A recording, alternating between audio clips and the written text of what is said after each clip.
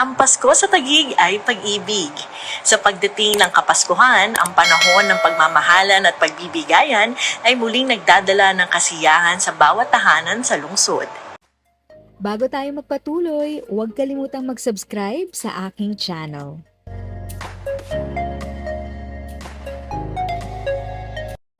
Thank you sa pag-click ng aking video. Good day po sa lahat ng mga nanonood. Sa mga bagong viewers at napadaan lang, by the way, I'm Tita Eda. Welcome to my channel. Ang channel na maghahatid sa iyo ng dagdag kaalaman tungkol sa government services, bagong mga balita at informative videos na galing sa legit na resources. Mag-subscribe na para updated ka. Ang Pasko sa Taguig ay pag-ibig. Sa pagdating ng Kapaskuhan, ang panahon ng pagmamahalan at pagbibigayan ay muling nagdadala ng kasiyahan sa bawat tahanan sa lungsod. Patuloy na pinapaabot ng pamahalaang lungsod ng Taguig ang malasakit nito sa bawat pamilyang Taguigenyo sa pamamagitan ng Pamaskong Handog 2024 kung saan makakatanggap ng Noche Buena package na naglalaman ng 3 Argentina meatloaf, 2 big size Argentina corned beef, 1 original hot cake mix, 1 box ng Eden cheese, 1 creme densada, 1 fruit cocktail, 1 pack ng Oreo, 1 kilong spaghetti pasta at 10 kilo ng bigas na nakalagay sa reusable sack at containers. Ang house-to-house distribution ng tickets para sa Pamaskong Handog 2024 sa lahat ng barangay ay magsisimula ngayong araw, November 6.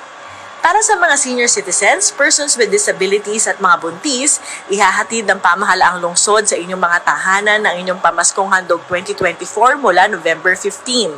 Ang regular distribution naman ng Pamaskong Handog ay magsisimula ng November 29. Antabayanan sa I Love Taguig Facebook page ang schedule ng pamimigay ng Pamaskong Hotdog sa inyong barangay. Maligayang Pasko mga Taguigenyo!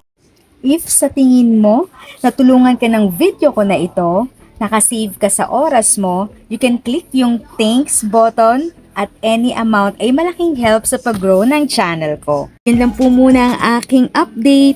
Sana ay nakatulong na dagdag kaalaman ang aking shinare today.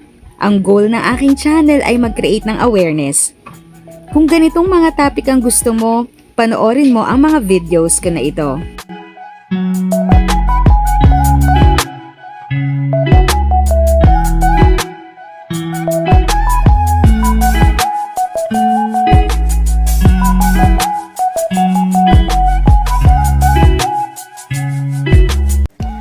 Thanks for watching! Kung may kapamilya, kaibigan o kakilala sa tingin mo ay magiging interesado sa video, please share or tag sila sa comment section.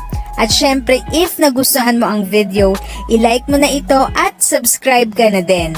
As always, feel free to write your questions, comments, and opinions respectfully. And continue to be a blessing and stay safe!